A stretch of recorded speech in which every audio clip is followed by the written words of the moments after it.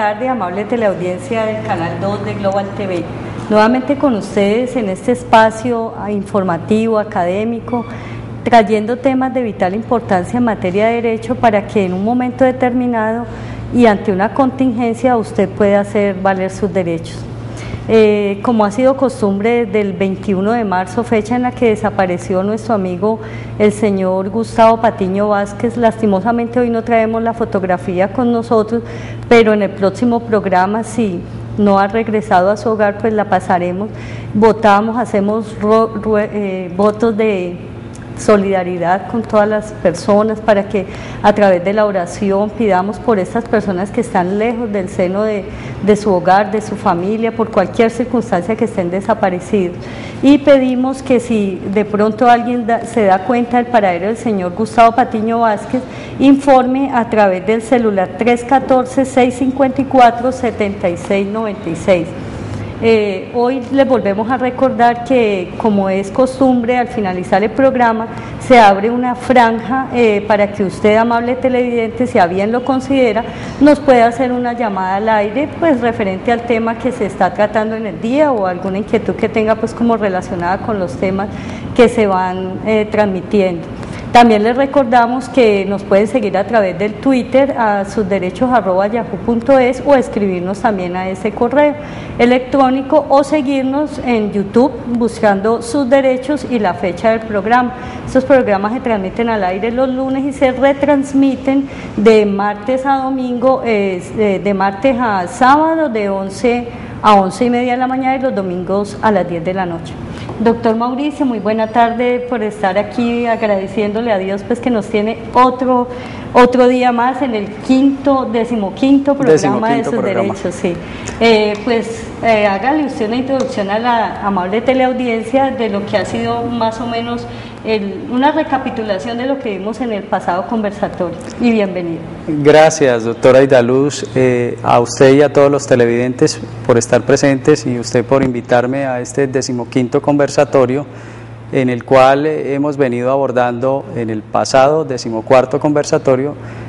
Iniciamos el tema de alimentos, abordamos el tema de alimentos, quienes estaban obligados a prestar esa obligación alimentaria. Hicimos mención que esa obligación correspondía, pues, en primer lugar a los padres, y que en ausencia de estos, pues obviamente los abuelos de los menores estaban obligados a prestarle alimentos, y algunos descendientes, en el caso particular cuando existe la consanguinidad entre hermanos por alguna circunstancia en que alguno de ellos caiga o recaiga en una situación de absoluta insolvencia económica y una pobreza absoluta, sería la posibilidad de que sus hermanos que se encuentren en mejores condiciones que le puedan prestar esa obligación alimentaria. Esa fue la referencia que hicimos en el 14º conversatorio. Hoy abordaremos, doctora, un tema muy importante, y es el trámite administrativo conforme a aquellos menores que se encuentren en alguna circunstancia de indefensión o aquellos menores que se encuentren con sus derechos fundamentales vulnerados. Para eso le voy a conceder el uso de la palabra para que nos haga un pequeño recuento exactamente cuáles esas son situaciones de riesgo en que se encuentran aquellos menores que por alguna otra circunstancia, bien sea que no estén en la calle o estén en el seno de su hogar, se encuentran en una situación de riesgo, y por ende cuál sería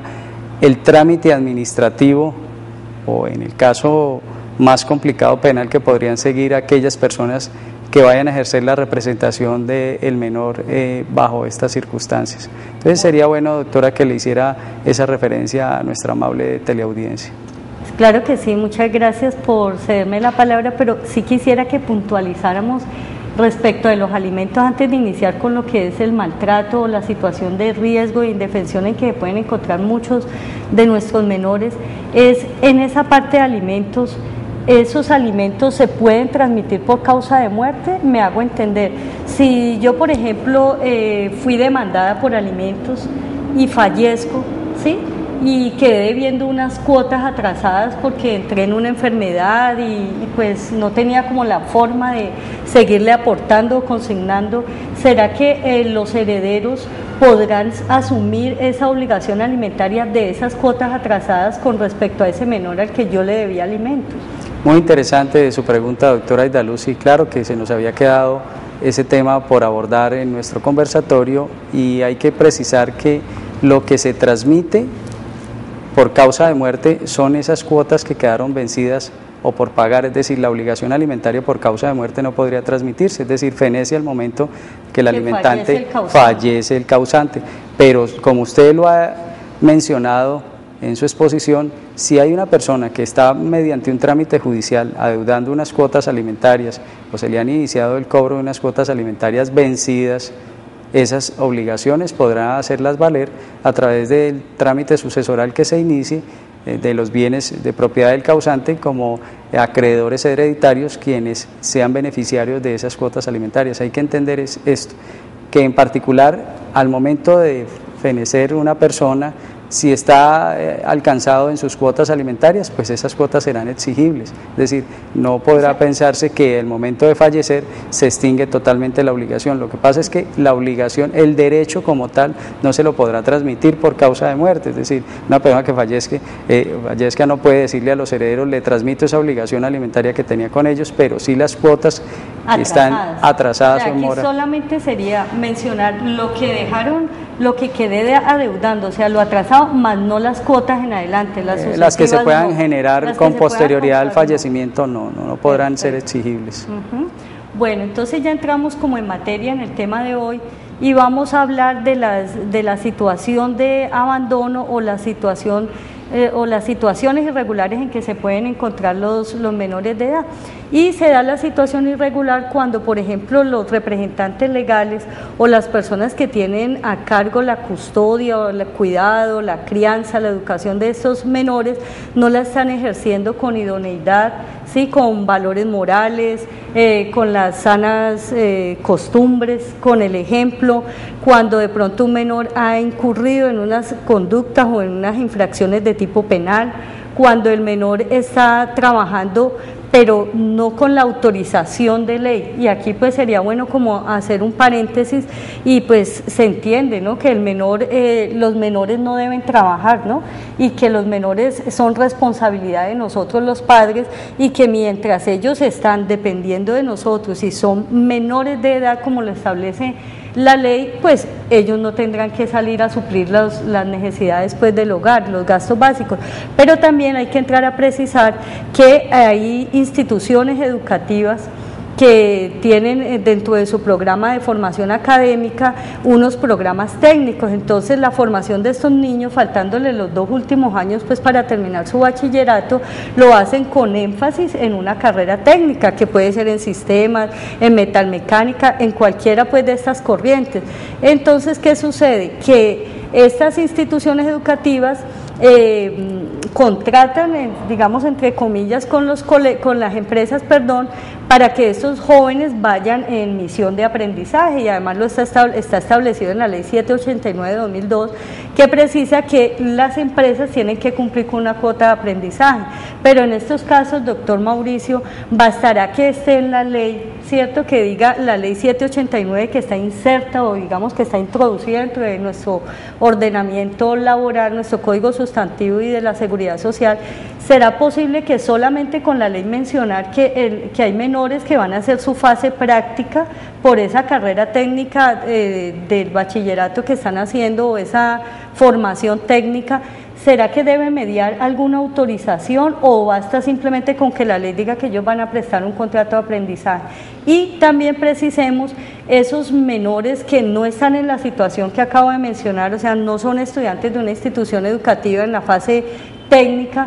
pero que deben trabajar y están en un rango de edad. ¿Usted nos puede explicar, doctor Mauricio, cuál sería el rango de edad para que estos menores puedan trabajar y si debe mediar un consentimiento y de quién?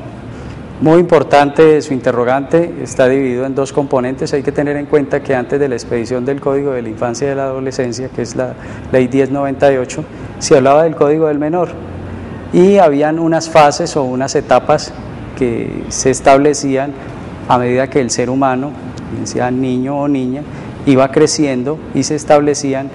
unas edades cronológicas y se hablaba de púberes e impúberes, y eran unas edades que se establecían a dónde empezaba el menor, a pesar de ser menor, empezaba a hacer ese cambio cronológico entre esa infancia que denominamos ahora y ya la adolescencia. Antes se hablaba de púberes e impúberes. Y habían unas edades que se establecían atendiendo de que,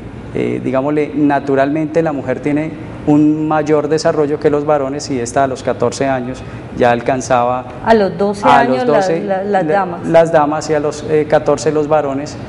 Muy buena su precisión respecto a esta circunstancia. Como ha ido avanzando nuestro desarrollo legal, se estableció el Código de la Infancia y de la Adolescencia, entonces ya se tiene que la primera etapa es la etapa de la infancia y la segunda la que corresponde a la edad cronológica que he hecho mención, a la adolescencia. Entonces aquí hay que tener en cuenta algo. Primero, esas personas después de 16 años es que podrán ingresar a esos programas dirigidos por las instituciones educativas que van, como usted lo mencionó, en misión o a desarrollar unas prácticas, ya no teóricas, sino prácticas para afianzar su para formación, afianzar su conocimiento y su formación en la inclinación que ellos hayan desarrollado, siempre y cuando medie ese convenio con la institución. Pero aquel que no se encuentre dentro de esta circunstancia en particular, es decir, que no esté desarrollando una formación académica, pues deberá tener el consentimiento de sus padres. Recuerde que en anteriores conversatorios nosotros hicimos mención de quienes ejercían la patria potestad, y ese es uno de los derechos que ejercen los padres sobre los menores, es decir, dar ese consentimiento para que él pueda desarrollar unas actividades que van a estar determinadas y que han sido reiteradas legalmente y jurisprudencialmente, y es que un adolescente no puede ser sometido a unas jornadas extensas de trabajo, es decir, estará en un rango diario entre 4 y 6 horas laborales, máximo 36 horas a la semana, es decir, será una jornada flexible, no desarrollarán tareas en las cuales implique el manejo de maquinaria pesada, o donde se ponga en riesgo su vida o alguno de sus órganos, de sus sentidos. Es decir, en esto hay que ser muy cuidadosos, y por eso es tan interesante este conversatorio que estamos haciendo mención sobre ciertos aspectos del manejo de los menores. Y ya vuelvo y se lo reitero, antes hacíamos referencia a los menores, ahora hacemos referencia a los infantes y a los adolescentes, y en este caso particular que usted ha hecho mención, hay que tener un consentimiento de los padres, que debe ir ante el alcalde de su municipio donde se encuentre, y obviamente se iniciará un trámite administrativo ante el Ministerio de la Protección Social para que dé el aval. Exactamente, es decir, esto no es de que el padre va y se pone de acuerdo con el empleador y simplemente cumple ese requisito, no. Recuerden que hay un trámite administrativo. ¿Por qué? Porque al Estado le corresponde velar y hacer prevalecer los derechos de esas personas que apenas van a alcanzar esa mayoría de edad. Por eso no se quiere ingresar rápidamente una persona que no alcance la mayoría de edad al mercado laboral, porque encontramos muchos casos donde se da la explotación de estos adolescentes. Entonces, quienes estén bajo estas circunstancias, es decir, quienes sus hijos estén prestando un servicio social, es decir, no digamos lo social, sino que a través de una institución laboralmente van a desarrollar sus prácticas, pues obviamente lo harán el canal a través de la institución educativa, y obviamente el empleador como tal, que va a ser la empresa donde él desarrolle las prácticas. Y en el otro caso ya será particularmente con la autorización de los padres, los que lo harán a través del alcalde, y este a su vez hará la solicitud al Ministerio de la Protección Social. Y esa autorización refrendada por los padres, pues es la que va al Ministerio de la Protección Social, ¿no? Porque como ya lo hemos mencionado, nosotros somos los padres, los representantes legales de los menores.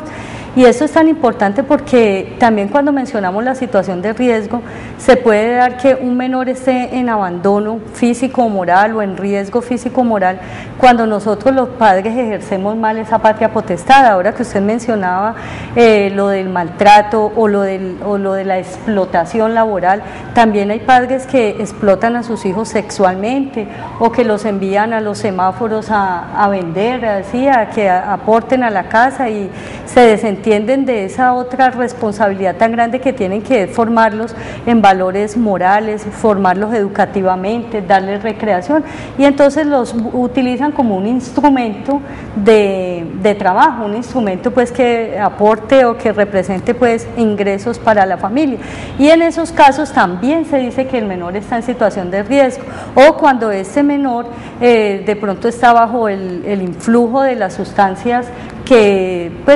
psicotrópicas alucinógenas o que le crean dependencia, exactamente, o cuando los padres ejercen actividades que son ilícitas o actividades que ponen en peligro al menor o que las desarrollan en presencia del menor. En esos casos hay pues peligro, y las personas que tenemos conocimiento de esta situación de riesgo tenemos un deber moral, porque los menores son el pilar de esta sociedad, ¿sí? ¿Y qué sucede? Que la Constitución política, nuestra Constitución también establece que el derecho de los menores prevalece por encima de cualquier otra persona. Entonces, cuando nosotros estamos o tenemos conocimiento de una situación latente así de peligro hacia los menores, debemos comunicarlo al Instituto Colombiano de Bienestar Familiar. También, si hay una situación así de riesgo muy latente, podemos también acudir a la policía. A la Policía de Infancia y Adolescencia, exactamente, porque de hecho el Instituto Colombiano de Bienestar Familiar, que ya habíamos dicho, es como el órgano rector, o digamos que es el ente que está constituido para prevalecer, para hacer valer esos derechos de los menores y para establecer pues como las relaciones o ayudar a encaminar esas relaciones de familia y de los menores con sus padres y viceversa. Pero yo hago una pregunta aquí, doctor Mauricio: ¿será que si una ciudadana cualquiera, voy por la calle, veo a un niño abandonado que escasamente tiene 7 años, le calculo yo, y veo a este menor en la calle como con grados pues como de desnutrición, porque lo veo muy delgado, lo veo pálido, sin ropas casi para cubrir su cuerpo, o lo veo vendiendo, ¿será que yo le puedo dar informe al Instituto Colombiano de Bienestar Familiar? ¿O estas situaciones solo ocurren cuando es en el seno de una familia, cuando esa violencia intrafamiliar o ese maltrato se da es en el seno de un hogar, de una familia? Doctora, la pregunta que usted hace es muy interesante, porque en todas las ciudades o en los municipios de nuestro país encontramos focos donde los menores están siendo utilizados en los semáforos o en algunas vías públicas para desarrollar tareas que conmuevan a quienes tienen vehículos o estén transitando por ella para ejercer la caridad. En este caso, como un ciudadano preocupado puede dar informe a la Policía de Infancia y Adolescencia, porque la protección que existe sobre los menores de rango constitucional no excluye que tengan familia o no, es decir, la protección se da es el menor, específicamente por sobre ser el menor. Es decir, yo puedo encontrar casos, como usted lo ha mencionado, que exista en el seno una violencia o un acto que atente contra los derechos del menor y darle informe a la Policía de Infancia y Adolescencia para que atienda de primera mano esta situación, y ellos se encargarán a través del Instituto Colombiano de Bienestar Familiar, a través de un informe que ellos rindan, se adelante la actuación administrativa para comprobar si lo que se ha descubierto es cierto o no. En el otro caso particular, el Instituto Colombiano de Bienestar Familiar está en la obligación de ejercer ese tipo de campañas, es decir, debe de prevenir que los menores sean lanzados a la calle y sean explotados a través de el ofrecimiento de dulces o limpiar los parabrisas o ejercer otro tipo de actividades o ventas similares en los semáforos. Pues el Instituto Colombiano de Bienestar Familiar tiene la obligación de restablecerle los derechos a esos menores porque están siendo explotados. Es decir, ahí hay que tener en cuenta eso. Eso es una obligación que le corresponde al instituto y cualquier ciudadano lo puede hacer. Es decir, lo que pasa es que no podemos ponernos una venda en los ojos y decir, pues es que como esto no me interesa. No, esa es la nueva generación que viene y que le va a generar un nuevo estatus a nuestro país. Entonces, ojo, debemos de preocuparnos por eso. Ser dolientes. Bueno, aquí hacemos un paréntesis, doctor Mauricio, porque se abre la línea de participación a la comunidad para que si tienen una pregunta referente al tema nos llamen a través de la línea 558-5312. La mecánica del programa es que si no nos avisan de llamada, pues vamos dando continuidad pues con el tema del día. Entonces, referente a lo del Instituto Colombiano de Bienestar Familiar, es cierto pues que es el órgano rector en la protección de los derechos de los menores, y cuando un menor ha sido o cuando se ha avisado de una situación de riesgo de un menor, el Instituto Colombiano de Bienestar Familiar, a través de los defensores de familia de oficio, inicia pues como los trámites tendientes a analizar pues toda esa situación sociofamiliar o el entorno social en el que está rodeado el menor. De hecho, ellos pueden inclusive allanar, el Instituto Colombiano puede allanar el domicilio donde se encuentra el menor y puede acudir ante la fuerza pública para que los acompañe, porque se puede dar el caso que la familia sea renuente a que el Instituto Colombiano, sus funcionarios ingresen al hogar. Entonces ellos deben pedir la colaboración de la fuerza pública, quien no se podrá negar pues argumentando que no son sus funciones, porque sí son sus funciones. Entonces la Defensoría inicia un trámite, van y hacen un estudio psicofamiliar, ¿sí? Con un grupo interdisciplinario, un trabajador social, bueno, las autoridades competentes pues para determinar la situación de riesgo del menor. Y en esos casos, si la situación es tan latente, o sea, se ve que es tanto el peligro de ese menor, los pueden colocar, inclusive se pueden dar varias situaciones, pueden amonestar a los padres, si de pronto son padres que le están dando mal ejemplo a sus hijos porque en su interior hay problemas de desadaptación, porque hay problemas de maltrato o porque hay problemas de dependencia de sustancias, de alcohol, sustancias alucinógenas, el Instituto Colombiano de Bienestar Familiar también los puede, aparte de la amonestación, enviarlos a unas capacitaciones o a unas asesorías o a Alcohólicos Anónimos, por ejemplo, para que estas personas se resocialicen y le puedan brindar una calidad de vida pues idónea a este o a estos menores. Y el menor puede ser colocado en un hogar de paso. Y el menor, cuando ya la situación así es tan latente, los pueden colocar o sea, se llama colocación familiar, o se puede hogar de paso, hogar sustituto, o se le puede dar la custodia y cuidado y la crianza y educación a personas del grupo familiar que tengan pues las capacidades que Bienestar Familiar, a través de sus defensores, pueda constatar que son personas idóneas pues para el cuidado de estos menores. Y de hecho puede ir tan allá la situación que el Instituto Colombiano puede ordenar, si estos niños están en un hogar sustituto, pueden ordenar a los padres que sigan aportando una cuota alimentaria, o a las personas que tenían a cargo la custodia, cuidado y crianza y educación del menor, para que aporten para ese menor mientras están en esa situación, y se define si van a pasar pues como el programa de adopción, porque también, o de oficio, cuando es muy latente, muy evidente la situación de riesgo y de abandono, también el Instituto Colombiano de Bienestar Familiar puede adoptar los trámites para que se inicie pues el proceso de adopción. Y cuando se ha demostrado que estos menores están, digamos que delinquiendo, ¿sí? Porque los han obligado los adultos o por la situación que sea, también ellos están en la obligación de informar ante los jueces competentes, que hay jueces de menores, ¿sí? En lo penal, para que ellos también investiguen estas conductas de estos menores y ya se determine pues si les van a dar unas medidas, qué tipo de medidas se va a dar para que estos menores se resocialicen. Eso pues como en términos administrativos. De igual manera, cuando estos niños, el Instituto Colombiano de Bienestar Familiar, digamos que ya se adelantó todo el trámite, se constató que las personas que ejercen la patria potestad o la custodia no son las idóneas para continuar con el cuidado de este menor y decide darlos en adopción, ellos emiten un acto administrativo, ¿sí? Emiten un acto administrativo que no necesita ser homologado por un juez, a menos que estas personas que tenían la custodia o la tienen, o el cuidado, la crianza o la patria potestad,